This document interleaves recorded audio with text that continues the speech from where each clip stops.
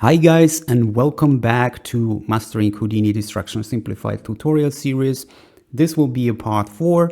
If you don't watch the previous ones, just do it before you just jump inside this one. First, I will show you where we left off and what we're gonna achieve in this tutorial. This is a result of part 3, and this is what we're gonna achieve in this tutorial. Let's look at the topics. In this tutorial, we'll create procedural lava shader and rendering it using Karma XPU. You can also use CPU. The procedures are the same. We will migrate from SOP level to LOP level. We'll create Solaris Network for rendering using Karma XPU or CPU. We will create noise pattern using high, mid, and low frequency noises, and we will just displace our ground geometry with these maps. We will use the same noise pattern. We will adjust them a little bit and use them to get this emission setup to give our lava this glowing molten appearance. And last not least, REST attribute, understand the importance of the REST attribute and how to create and apply it to ensure consistent and stable displacement over the time. Because this noise pattern are position based, and if you have a simulated geometry, your position is changing every frame. In this case, you will get some animated noise over your surface. If you like this behavior, you can keep it, but and most of the time, you have to have this consistent and stable displacement over the time. Now, very important, notice that all files for this tutorial series and also for previous one where we learn about flip introduction will be available for free by 15th of September at 3d-uni.com. 3D-uni is the online portal that I am building for the artists like you. Stay tuned and let's jump inside Houdini and start with our tutorial. Let's see how migration works. First, I will show you the concept and then we will build it from scratch. This is the scene that we left off in the third part. And as you already know, you have these nulls representing our geometry outputs. First thing to do, we have to grab them outside and using geometry nodes, create for every geometry that you like to render a separate geometry node. Inside of this geometry node, we have this object merge, and this object point to our null inside this setup. By doing so, we are still on the SOP level. First thing to do, we have to change our layout from build to Solaris. And now if we go to our stage, you will see we have our Solaris layout, we have our network builder here, and here the outliner. The outliner is where you can see all your geometries, materials in their properties. And we have a viewport here, and as you see here, you have the possibilities now to render with Karma CPU and XPU. Then we're using this scene import nodes to import the geometry from SOP level to LOP level. You see this scene import pointing to our geometry on the SOP level, to these guys here. But if you already saw, we don't have any geometry here because it's very, very important that you activate these guys to be able to see them inside the LOP. As you see now we have our geometry here. And as you see here in your outliner, you have your ren asphalt and also mesh with all these properties. Okay, you can also import your lights here or cameras if you have them on a SOP level. In this case, I'm importing the camera from a SOP level here, but I created here the light inside the Solaris network. Then we have here our material library. This node is responsible for building materials that we can use for shading and rendering our surfaces with a Karma here. And then we have some very important node here. This node is responsible to just assign our materials inside library to specific geometries on the LOP level.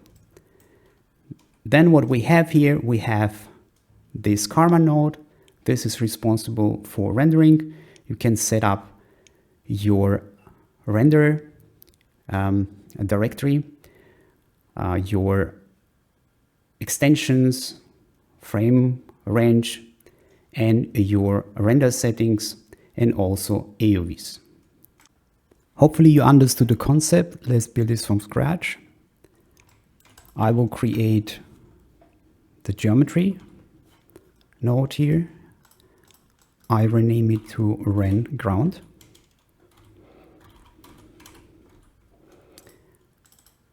Dive inside, create object merge, and let's point to our geometry. This will be tutorial here, render asphalt. And now we are still inside the SOP level. Let's see how we can jump inside the LOP. First, you have to be sure that you are in Solaris layout. Change to stage. I just collapse it and we'll build this from scratch. We will use now scene import.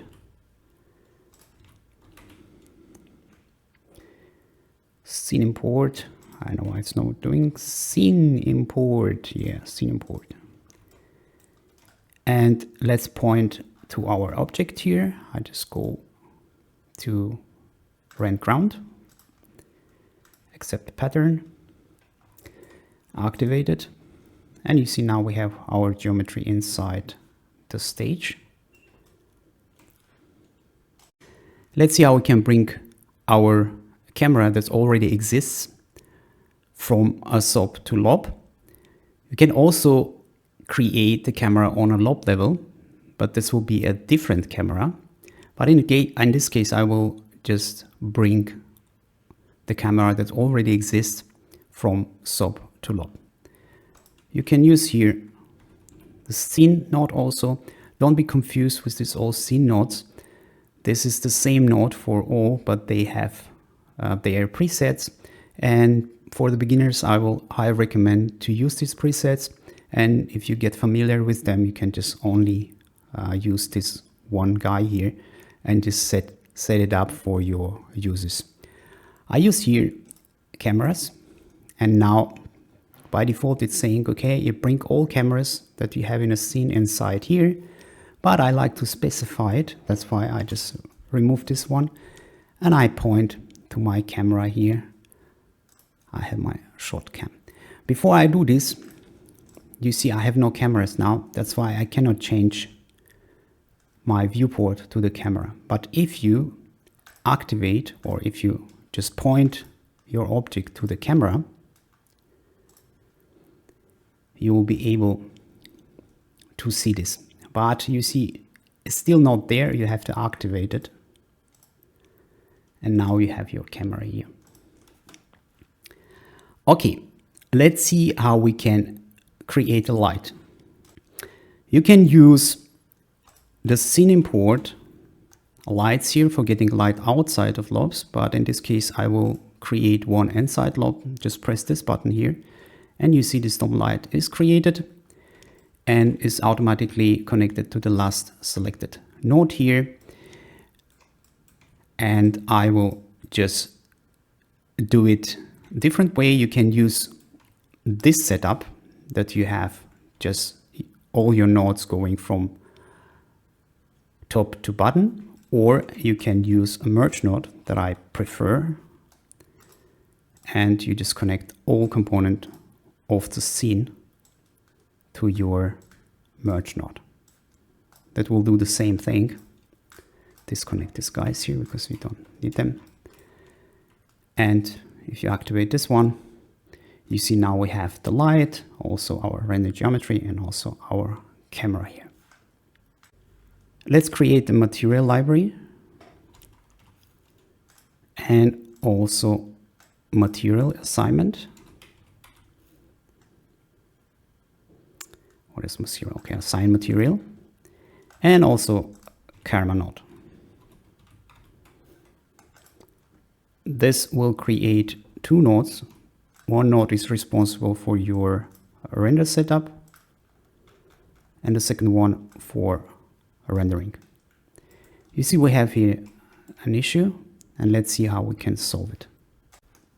If you look at your info, it's saying, okay, the camera is not specified. We already have one, but we have to just tell the Karma node to use this camera. By default, it's pointing to camera 1. We don't have camera 1. That's why you have to go here and just take this broad camera here. Okay, now this issue is gone, and let's see how we can render our setup. As I already mentioned, I like to first deactivate this import materials. You see here, if you go inside import materials, I disable this because I don't want to have any materials. If for any reason you have a material for rendering in Mantra, please deactivate this one. And now we're just starting clear with our setup. To be able to render our scene, you can go to the camera, and now you see you have the Karma CPU. And if you press this button, it will think a couple seconds, and now we have a scene with default material here. This is kind of IPR renderer, because you see we have all this background still there. If you press D here, you can change background, or now if we bring our light texture here, it will also appear here. This is some kind of preview IPR render.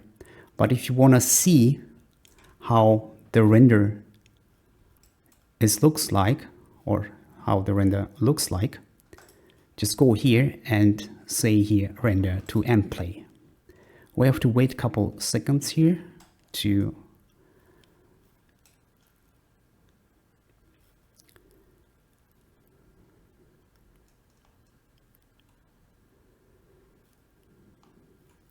and you see now we have our rendering here. This is actually what you're gonna see after you render it on your disk. Okay, let's create our first material, but before we do this, I like to bring here environment texture. Just select your Atom Light and just grab the Houdini's default Garage 2K environment texture.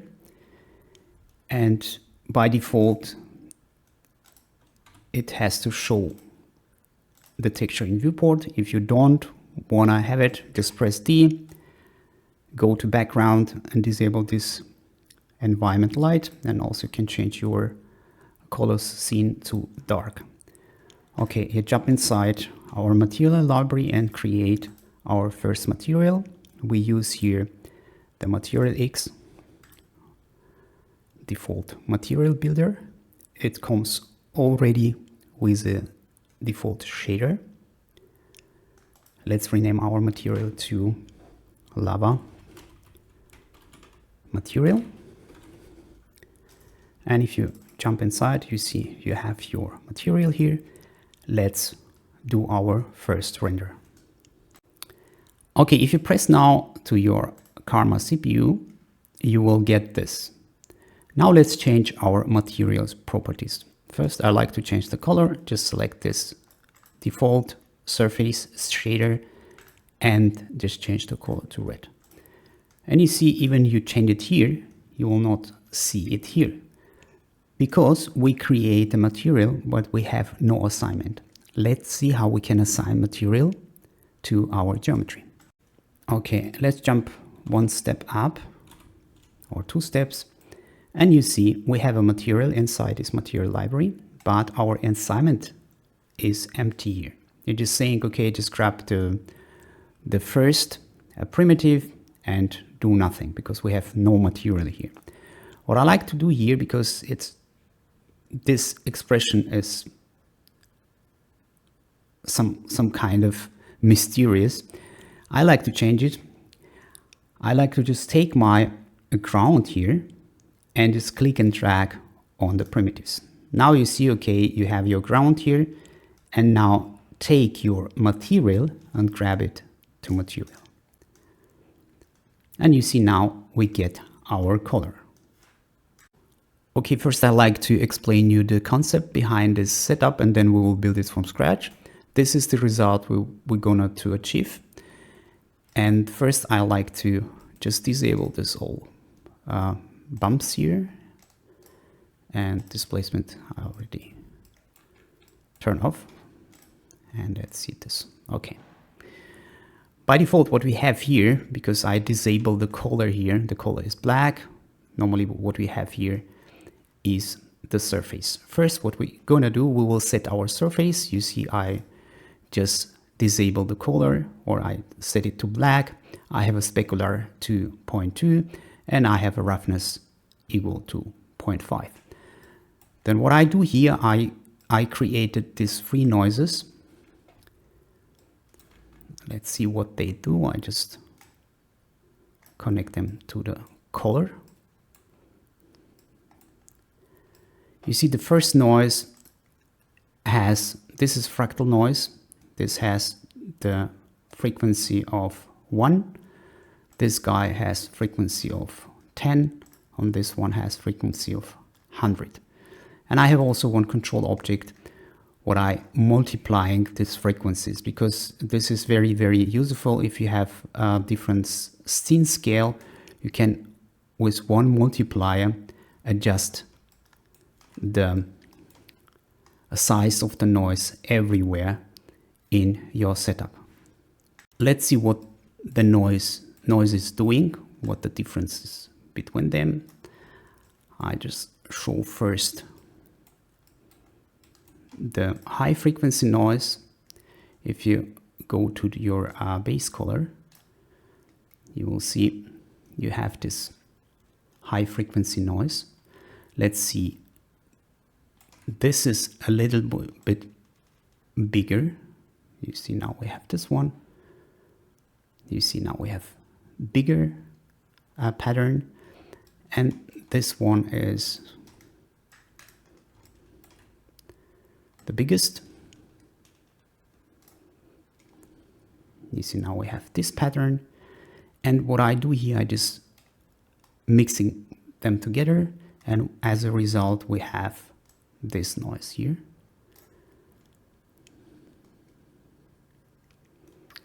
And you see you have your big size pattern, small size pattern, and very, very high frequency noise.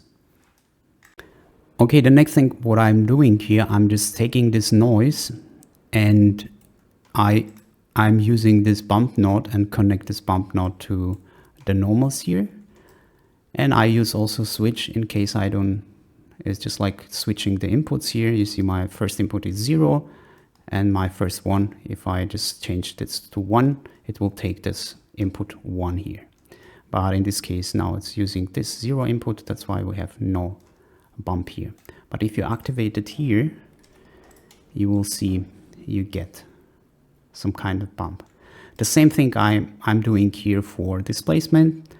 I use here this displacement, MaterialX displacement. This is already there. If you create your standard surface, you have to just connect this switch, because this is the same idea here. You see it's now it's setting to 0. It's taking no displacement here. I don't use this for this setup because the time will just erase and we don't even see it here in this setup. That's why I didn't use this displacement. But if you interested how to do it, you can just try it. Okay, the same concept is for emission. Let's see how to do emission. As you already see here, I just copy and paste these 3 nodes. I just adjust the fractal here. You see the fractal of this noise is 3 and of this one is 2. And you just change, this fractal is just like a seed. You will get a different pattern. The same thing, we're combining this. And at this time, what I'm doing here, let's go back here. I just using this ramp node with this collar here and connecting this ramp to my emission. This is my collar, and if I disable this emission here, I just disable for this now. And you see we have this kind of color here. I disable also the color here because you like to have it black. And you see we have now your lava. And what I like to do here, I like to use also the same noise as a multiplier for my emission here. As you see here, if you connect it to your emission, now it's saying no emission because it's using this input, and this input is 0. But if you change the input, it will multiply your existing noise with this multiplier, and you get this kind of lava appearance. Okay, let's build it from scratch. Okay, before we do this, I like to mention some very important thing. As I already mentioned, this all noise pattern based on position. And you see here what we're doing here, we're connecting our rest attribute to our position. You can also connect first the position, then we'll get some animated noise if your geometry is moving, but we will create in future this rest attribute, and we're using rest instead of position for giving this noise pattern the data that they can work with. Going back to our setup, let's create this noise pattern. Let's jump inside our material, and here I will create, just tap noise, and you see you have this unified noise here. I have to wait a bit. I think I dropped the wrong one. Sorry about this.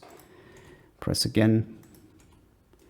I just go in, disable my render engine, and we just say noise again, and I just take this one here, Unified 3D. And you see now we have our position here. And first thing that I like to do, I like to set the frequency because I would like to copy and paste them. I like to connect this frequency of X to Y and Z. Just click here with the right mouse button, copy parameter, paste relative references, paste relative references. We set it down to 0.1, and let's just duplicate the sky with Alt, and I will change it to 1, and the next one will be 10, and let's connect them together and connect them first to the position. For this I will use here position. It will take now our position of geometry and bring it here. Let's connect this out to position here, here, and here.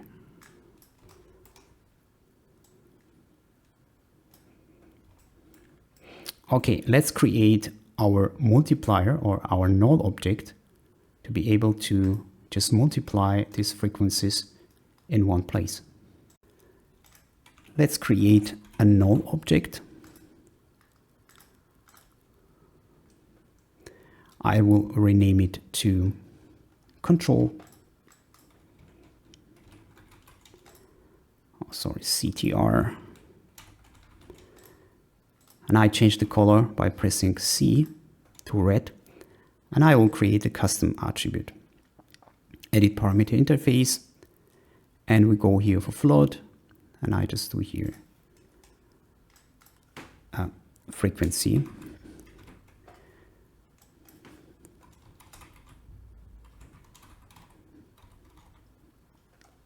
Okay, perfect. You can do a range here for 0 to 500. Apply accept. And now I just connect this attribute with the frequencies here. I just go here, right mouse button, copy parameter, and I just do here multiply and click here and paste relative references. The same thing here. I just go for multiply, click relative references. The same thing here. Multiply by paste relative references. Now you see here, now we have everywhere 0 because it's multiplying by 0. But in our case, I think we have 100 here as far as I know, or 10. Let's see what I have here already, because I already tested for you. Let's see what we have here in our material library. We have a 10 here. Okay, let's go back to our setup and set it to 10. Okay, 10. And now you see this noise has 1, this one has 10, and we have here 100. Let's see how we can combine them and make our normal maps working here. Okay, I'm using here the multiply node, this multiply math, and we're just multiplying two noises together because we have a range from 0 to 1. And I will use another one. I just drag it with the Alt and multiply the result of this two with this third one. And now we can just test it for our color here.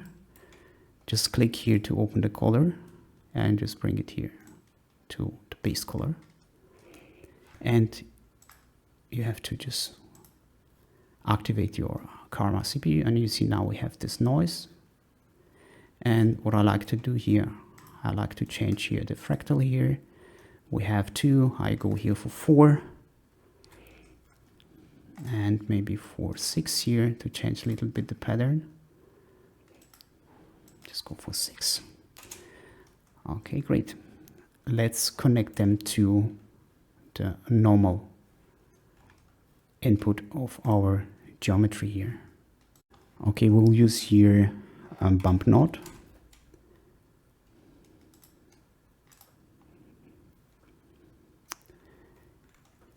And I will connect the output to the height here and an output to the normals.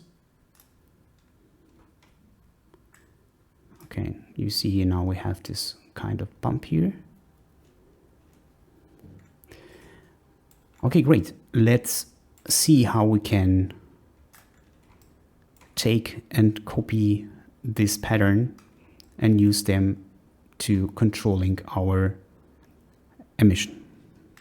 Now I like to duplicate this whole setup, this noise pattern for controlling emission and also emission color.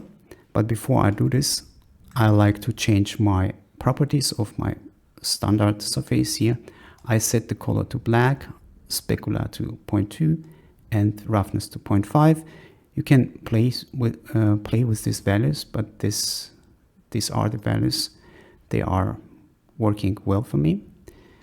And now we can just take this whole setup, and by pressing Alt, we copy them here.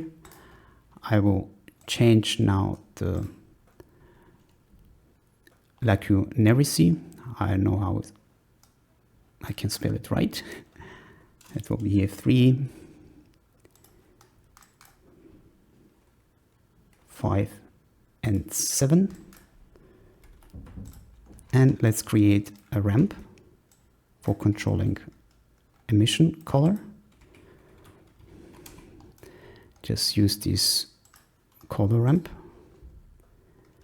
Connect the output to the input of the ramp and output of the ramp to emission color. I will change the color to back to orange, and I will adjust this one to orange, and I bring it toward red a little bit, something like this. And let's activate our emission to 1, and you will get this. Let's see how we can control the intensity of the emission with a ramp 2. This is actually very simple. You have to connect the output of your noise to emission, and you will get this. And now you can multiply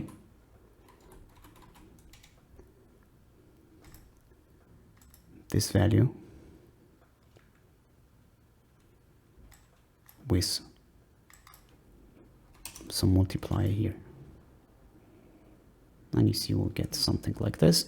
You can also play with this one here. You see my position is now 0. You can put it 0.5, and you will get more black here or less black, 0.1. And you see now you can adjust the color here to the color you like. Okay guys, now we have our setup here with lava shader, and let's see how we can render it. Okay, I adjust the setting a little bit here. I just adjust the ramp, the position here of black to 0.25 and intensity to 100. And now we can go out and render our setup for a couple frames to be able to see this animated noise on our ground fractured pieces.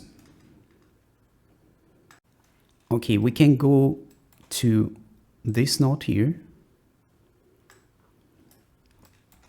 You can also use the Karma XPU.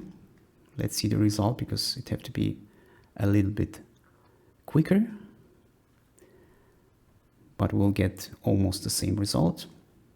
You can just test both and look which renderer looking best for you. And now we can go here, set the renderer to XPU, because we like to render now to the M-play. And for this, we have to change our frame range to rendering specific frames. Now it will render our setup. And now you can just say render to M-play. And you see now it will show this render, and it will render a couple frames. You can also break it here if you like. I will pass through and come back to you when it's done. The render is done, and now you see this animated pattern, because every frame the position of the point is changing and the noise is generating different pattern. Now I show you how to use the rest attribute to provide the texture from a sliding. Okay, let's move on to our object level. And here's our out. And What I didn't mention, I unpacked geometry before I render, because in most of the time for rendering you use unpacked geometry. And now let's see how to create a rest attribute. For the rest attribute, we have to go to our first frame where we have no simulation, and we have to create a rest. What it actually does, it copies the position of this points to the rest. You see, you have your position and the rest are the same. And now we have to freeze this frame and then copy this rest attribute to our animated geometry. Let's see how to do this. We have to create a time shift and just freeze this frame by just right mouse click here and just delete channels. Now you see, if you play your simulation, you have no changes here. And now I use the copy or attribute copy. Sorry.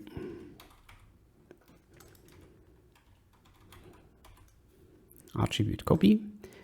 And I like to copy this frozen rest attribute to our animation. You see this first input saying is geometry to copy attribute to, and this is geometry to copy attribute from. Let's see, by default it's copying the color, but we need a rest attribute. Just delete this guy here. And as you see here, if you look at your geometry, if you play your geometry here,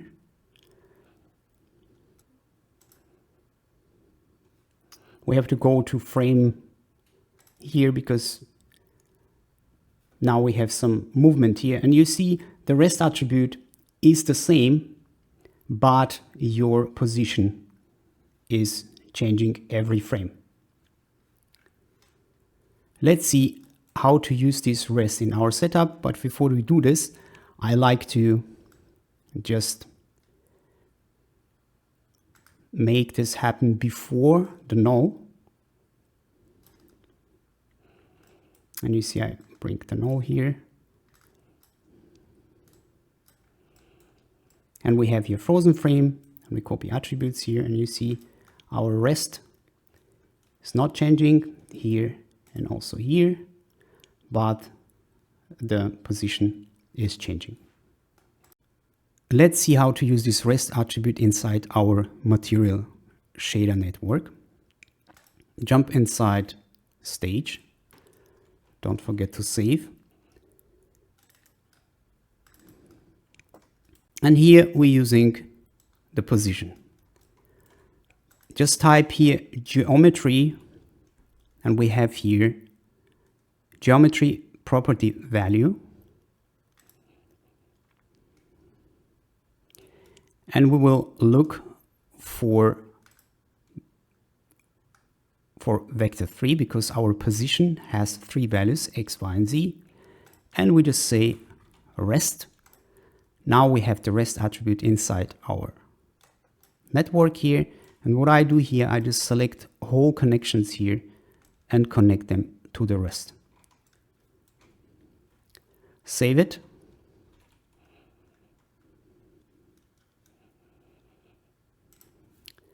Let's see our render here. I just go back to frame 1. I jump out of this network and let's create another mplay here, and I will come back when it's done. The render is finished now. You see now the noise pattern are stable.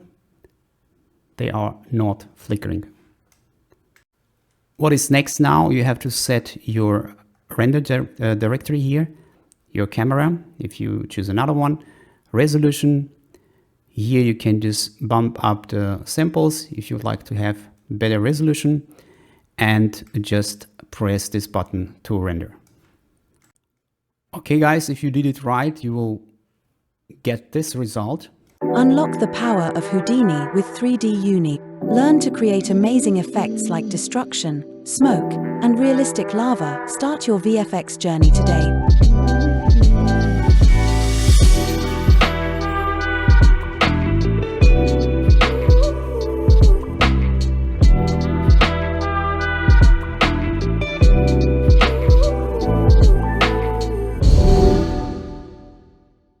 Okay guys, that's it for this tutorial. Thank you very much for watching.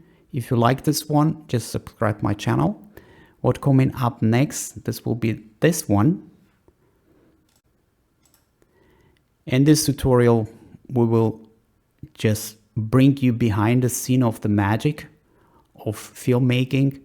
We will guide you through key stages such as storyboarding, modeling, texturing, rigging, animation, VFX, lighting, rendering, and compositing.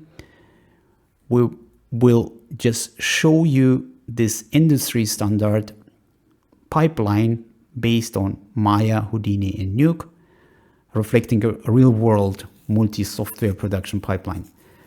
If you're a beginner, don't worry, because each lesson focuses only on essentials of specific tasks, ensuring you can follow along and build your skills step by step. Okay, who are the audience? Aspiring filmmakers, VFX enthusiasts, students, and anyone exploring their career option in the movie making industry, who want to understand the full VFX pipeline and its various career paths. We will be building this setup, this spaceship landing on this industrial environment. It will be based on the real production example. When you get assets, you have to texture them. We will do some VFX here, just something coming out of these turbines and make them do the swirly, dusty smoke here. I'm sure you will like it. Stay tuned and I'll see you in the next one. Bye.